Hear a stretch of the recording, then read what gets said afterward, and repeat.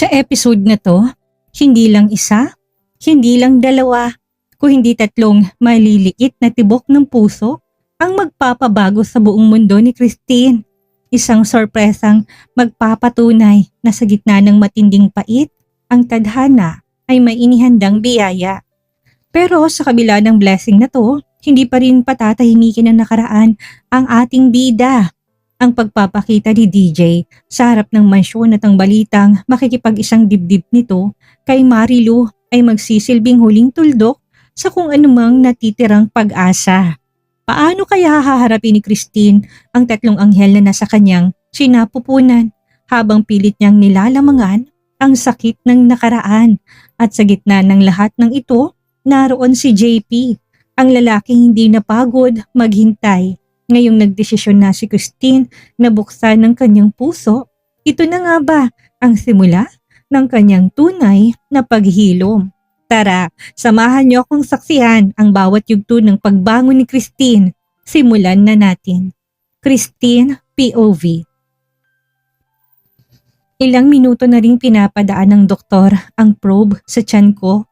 Walang linggo pa lang pero para sa katawan ko, parang walang buwan na kagad ang pagod at kaba. Mabuti na lang at natapos ko ng 2 shoot ng patalastas at mamaya lilipad na ako papuntang Amerika para sa pelikula namin ni Andrew. Pagkatapos ng 6 na linggong shooting, diretso na ako sa Netherlands para doon manganak. Ayos lang, binibining Velasco. Pakisubukan na huwag magpanik. Ani Doc habang nakatitig pa rin sa screen. Napalingon ako sa kanya, kinabahan ako sa tono niya. Mabilis ang tibok ng puso ko. Si JP nasa tabi ko. Kakauwi niya lang kahapon at sinamahan niya ako ngayon. Hindi nalingid sa kaalaman niya na buntis ako. Tahimik lang siya pero ramdam kong pag-aalala sa mukha niya. Doc, may mali ba?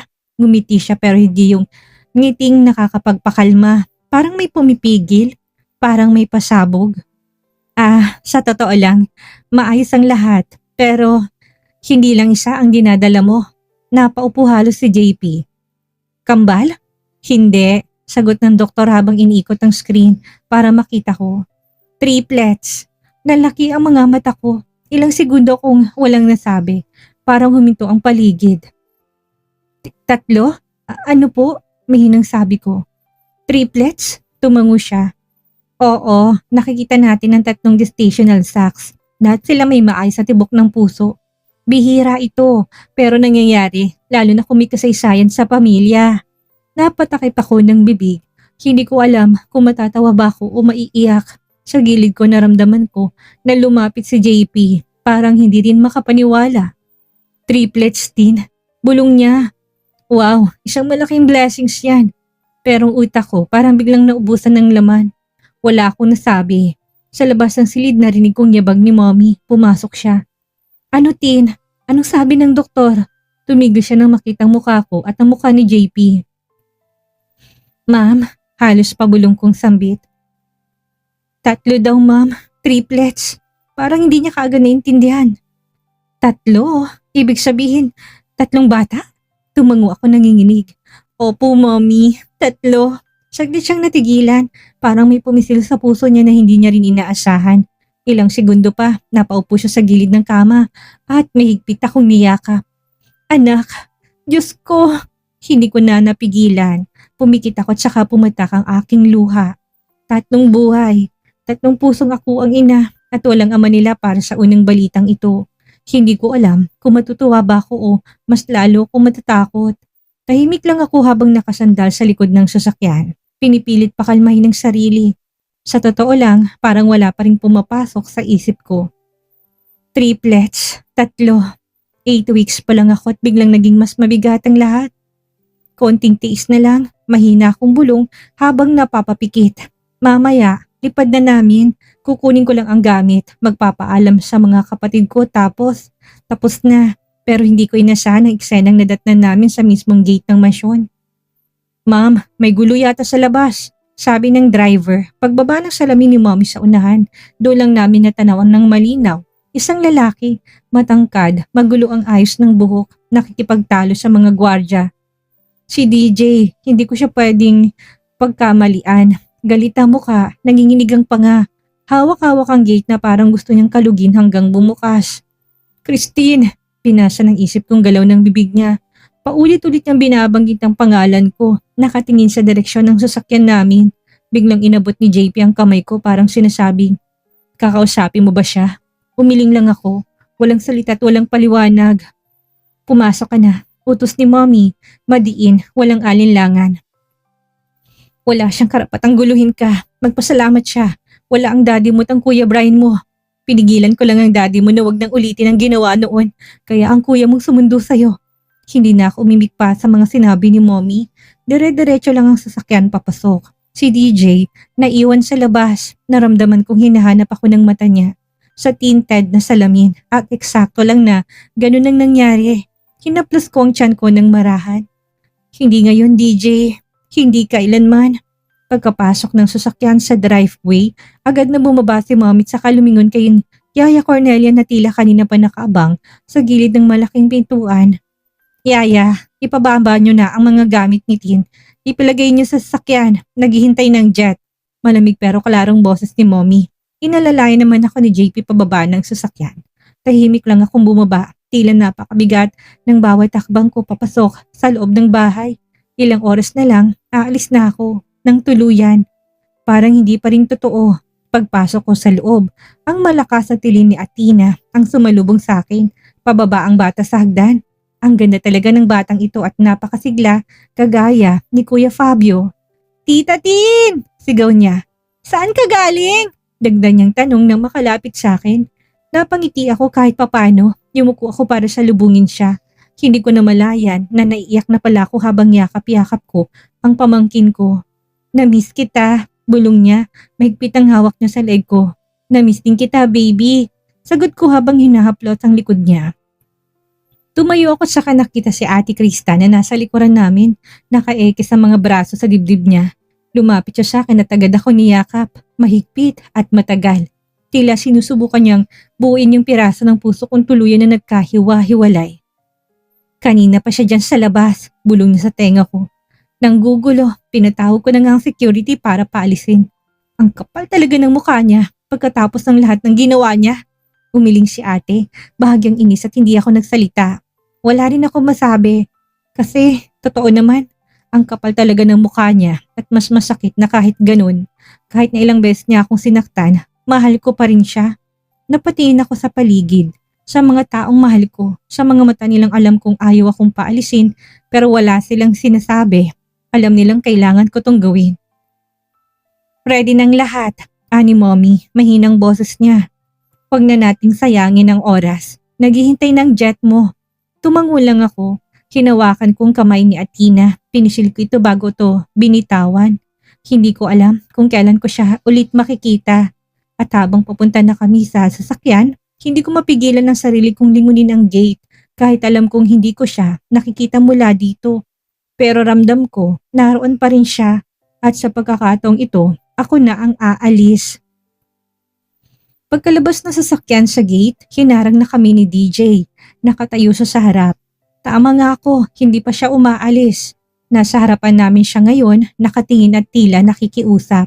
Hindi ko marinig ang sinasabi niya, pero malinaw ang galaw ng bibig niya. Tin, kausapin mo ko. Tumingin ako kay Mommy saka kay JP. Wala akong sinabi pero sapat ng tingin ko. Haharapin ko siya sa huling pagkakataon para matapos na, para tuluyan na akong makaalis ng walang bitbit na alinlangan. Tumango si JP. Nasa likod mo lang ako, mahina niyang sabi. Tumango lang ako, saka bumaba ng sasakyan. Humarap kay DJ. Hindi pa man ako tuluyang nakakalapit, bigla siyang sumugod at niyakap ako. Mahigpit, parang takot siyang mawala ako ulit. Pero hindi ako gumanti ng yakap kahit na gustong gusto ko. Kahit na ang buong katawan ko ay uhaw sa init ng yakap niya. Pinilit ko na pigilan ang sarili ko. Kailangan ko para sa sarili ko. Anong kailangan mo? Tanong ko, diretsahan at walang emosyon. Nagangat siya ng tingin, bahagyang nanginginig ang labi niya. Tin, halos pabulong ang tinig niya. Patawad. Marina ko napakagat sa labi ko at parang pinigilang hindi matawa sa pait. Pero hindi ko kinaya. Napatawa ko, mababaw at mapait. Patawad. Tiningnan ko siya, diretso sa mata. Patawad para sa ano? At sa tingin mo ba, ang patawad mo sapat para burahin ang mga gabing umiiyak ako hanggang sa makatulog? Yung mga araw na pinilit kong intindihin kung bakit ayaw mo sa akin. Kung bakit mas pinili mong yakapin ang kasalanan kaysa sa asawa mong naghihintay sa'yo gabi-gabi. Tinulak ko siya palayo. Bahagyang nawala siya sa balanse pero kagad siyang tumindig. Aatras na sana ako nang bigla niyang hinawakan ng kamay ko. Tin, please. Ikaw, tama na. Inalis kong kamay niya. Lumayo ako. Tigilan na natin to. Tanggap ko na DJ. Wala na tayong dalawa. Noon pa man, nilinaw mo na sa akin ang lahat. Malaya ka na. Magagawa mo ng gusto mo. Good luck sa pagsasama niyo ni Marilu. Umatras ako ng konti pero muli siyang lumapit. Pilit niyang aabutin ng kamay ko pero inatras ko kaagad ang katawan ko. Ikaw ang mahal ko, Tina. Halos pabulong pero tagos. Nabulagan lang ako sa nakaraan. Buntis lang siya kaya hindi ko siya maiwan. Pero ikaw talagang mahal ko. Nalaki ang mata ko sa sinabi niya. Gusto kong magalit. Gusto kong maniwala pero mas nangingibabaw ang sakit. Natawa ko na may luha sa mga mata ko. Bakit ngayon lang? Sabi ko sa basag na tinig. Bakit ngayon mo lang sinasabi yan, DJ? Kung kailan tinuruan ko ng puso ko nakalimutan ka. At ang pinakamasakit sa lahat, nabuntis mo siya. Hindi ko mapigil ang sumbatan siya. Kasal pa tayo, DJ, pero nagawa mo na akong pagtaksilan. Alam mo ba kung gaano kasakit yun? Yung nga bang hinihintay kita sa hapagkainan, ikaw pala, may ibang hinihigaan. Umiling siya, halatang namumulang mata. Tawad, hindi ko alam kung paano to aayusin. Mahina ako, naduwag ako, at si Marilu, ginamit niya ako. Hindi ko alam kung anong nangyari sa amin pero maniwala ka, Tin. Minsan lang yun. At hindi ako sigurado kung may nangyari ba talaga. Pinutol ko siya, tumalim ang tingin ko. Hanggang ngayon, tanga ka pa rin. Sabi ko ng may sarkasmo, nagangat siya ng muka. Mas lalo ko nakita kung gaano siya wasak, pero hindi na sapat yun. Tama na, Bentacourt, mariin kong sabi. Tapos na tayo, at ikaw ang nagtapos nun. Patawad, sambit niya ulit at naririndi na ako sa kakasorry niya. Oo, tama ka. Sorry sa sarili ko dahil nagmahal ako ng tulad mo. Mahal kita simula nung 13 taong gulang pa lang ako nung nakita kita sa litratong katabi ni Lolo. Kaya sabi ko kay Lolo Francis, gusto kitang makita ng personal kapag bumisita si Lolo Francis sa inyo. Kaya sumama ako, DJ. Kahit na ayaw ni Daddy. Sa inyo ko nag-aral dahil gusto kitang makasama. Kahit na ayaw pa rin ni Daddy. Sa lahat ng aspeto, sinuway ko si Daddy. Hindi ko maipaliwanag noon kung ano yun. Pero ang alam ko lang, gusto talaga kita. Sa bawat tibok ng puso ko, pangalan mo lang ang sinisigaw nito. Huminga ako ng malalim. Napapikit tapos muling tumingin sa kanya, diretso at buo na. Pero, anong ginawa mo sa akin? Sinira mo ako sa parang hindi ko akalaing makakasurvive ako. Natahimik siya, walang imik, na hindi siya makatingin ng diretso sa mga mata ko. Good luck na lang sa buhay na pinili mo. Nung araw na nagkapirmahan tayo ng annulment, malinaw kung sinong pinili mo. At hindi ako yun. Pinili mo siya. At ang sandaling nagsinungaling ka. Ang sandaling lumayo ka. Ang sandaling hinayaan mo ko na umiyak ng mag-isa. Pinili mo siya. At sana maging mabuting ama ka sa anak ninyo ni Marilu. Sabi ko, kahit na ang sakit-sakit sa puso ko, napalunok si DJ. Tinangkang hawakan ulit ang kamay ko pero umatras ako. Minahal kita ng buong buo. Bulong ko. Pero ngayon, kailangan ko nang mahalin ang sarili ko ng higit pa. At doon, tumalikod na ako. Nagsimula na akong lumakad pabalik sa sasakyan. Hindi ko na siya nilingon. Kahit sigaw pa siya ng sigaw sa pagmamakaawa niya sa likod ko, kahit na nararamdaman kong unti-unting gumuho ang pagkatao niya, hindi na ako babalik. Dahil sa pagkakataong ito, ang sarili ko naman ang pinipili ko. Magulo ang paligid, may sumisigaw. 5 minutes na lang! Handa na bang camera? May tumatakbong production assistant, may hawak na clipboard at may isa namang halos madapa sa pag-aayos ng linya ng kuryente habang sa may gilid, abalang naglalatag ng pagkain ng catering team. Pero ako, tahimik lang ako sa loob ng tent. Nakatingin lang ako sa salamin sa harap ko. Malalim ang iniisip. Ganon kabilis lumipas ang mga araw. 1 buwan na ang lumipas at malapit na kaming matapos sa shooting na pelikula namin ni Andrew. Mula nang bigla siyang humarang sa harap ng sasakyan at 1 buwan na rin mula nang mag-message siya sa akin sa messenger. Akala niya siguro madadaan ako sa ganito. Tin, please. Alam kong nagkamali ako, pero mahal pa rin kita. Napapanaginipan pa rin kita. Nakikita kita kahit saan. Pwede ba tayo magsimula ulit? Kahit na isang pagkakataon lang. Isang huling pagkakataon. Please. Maghihintay ako kahit na magpakailanman. Nang mabasa ko yon, hindi ko alam kung matatawa ba ako o maiiyak. Kasi alam mo yung pakiramdam na kahit na sinaktan ka ng sobra, umaasa ka pa rin yung puso mo na baka sa pagkakataong ito totoo na. Pero hindi ko na kaya magsugal ulit. Ang mas masakit, hindi yung mensahe niya, hindi yung paghahabol niya, kundi yung ginalita sa akin kahapon ni Gemma. Tin, alam mo ba yung ikakasal na raw si DJ kay Marilu? Pananagutan daw yung batang dinadala. Hindi ako agad nakasagot noon, parang may humigop ng lahat ng hangin sa paligid. Parang nabingi ako pagkatapos ng lahat ng yun. Pagkatapos niyang magmakaawa sa akin para sa pangalawang pagkakataon. Magpapakasal din pala siya. Ganun lang? Ganun siya kadaling bumitaw? Ganun siya kadaling palitan ako? Akala ko nakita ko ng pinakamasama sa kanya, pero hindi pala. Pinatunayan niya lang na mali ako. Ulit. Kahit kailan, hindi niya ako pinili. Huminga ako ng malalim, pinilit ko na wag maluha, pinilit kong manahimik, kailangan ko na lang tanggapin. Kailangan ko nang lumakad pa atras at bitawan lahat ng sakit at lumakad pa harap para sa magiging mga anak ko. Hindi man naging patas ang mundo sa pag-ibig ko, siguradong magiging patas ako sa pagmamahal ko para sa mga bata na isisilang ko. Dahil sa pagkakataong ito, hindi na siyang mahalaga. Ako na at ang maliliit na buhay na lumalaki sa loob ko. Anong iniisip mo? Bahagya ako napangiti. Hindi ko na kailangan lingunin pa kung sino. Pagharap ko, si JP na may bit-bit na isang maliit na bungkos ng baby's breath. Para sa'yo, mahina niyang sabi sabay abot ng bulaklak. Salamat. Sagot ko, tinanggap ko to at saglit na inamoy.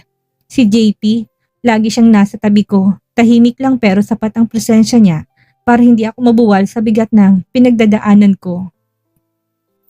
Alam niya na hindi ako okay kahit hindi ko sabihin. Sa tingin mo pa rin ba may mali sa'yo? Nagulat ako sa tanong ni JP. Nakatingin siya sa akin, seryosong mga mata.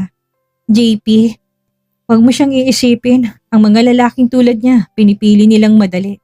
Umaalis sila kapag mahirap ng sitwasyon. Wala siyang paninindigan, Tin. Karapat-dapat ka sa taong mananatili. Kahit na mahirap, kahit na magulo. Tahimik ako, ayoko sanang umiyak pero ramdam ko na nangingilig ng luha sa mga mata ko. Hindi ko to sinasabi para mapilitan kang piliin ako, dagdag niya.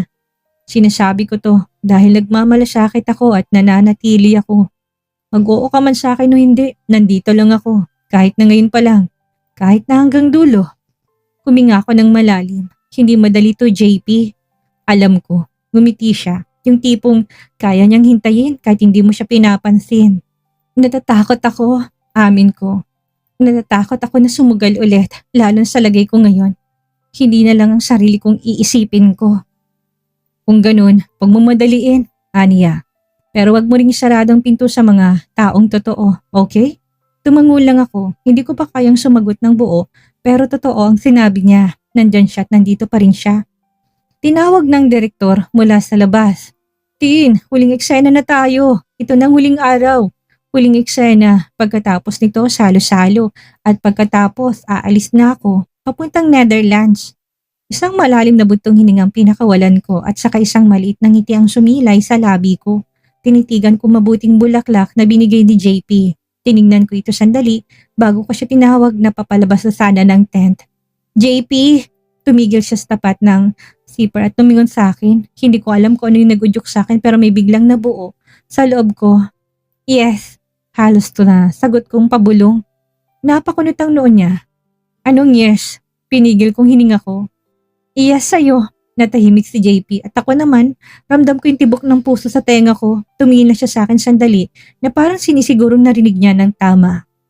Yes, JP. Sinasabi ko ng yes. Sa panliligaw mo, sa pagiging mabuti mo, sa lahat ng sakripisyo mo, sa pagtitiis mo habang buo pa ako. Dahan-dahan siyang lumapit, halos hindi ako makatingin pero pinilit kong harapin siya. Kasi sa unang pagkakataon, alam kong ito yung tamang desisyon. Sure ka? Tanong niya. Hindi mo kailangan sumagot ng yes para lang may patunayan. Ngumiti ako pero mabigat pa rin sa dibdib. Sinasabi ko na ngang yes dahil baka itong paraan ko para maghilom. Kasi wala naman talagang makakalimot sa magdamag, hindi ba? Pero baka hindi ko na kailangan gawin to na mag-isa. Narito ako, bulong niya, at mananatili ako. Bago pa ako tuluyang mapaiyak ay may sumilip sa tent. Tin, ikaw na lang, huling blocking. Nakatingin na kami ni JP. Hindi ko na kailangan ng salita pa. Humiti siya at tumango. Saka tuluyang lumabas ng tent. Huminga ako ng malalim. Kaya ko to. Kaya ko nang humarap hindi bilang babaeng iniwan, kundi bilang babaeng pinili kahit ng sarili ko.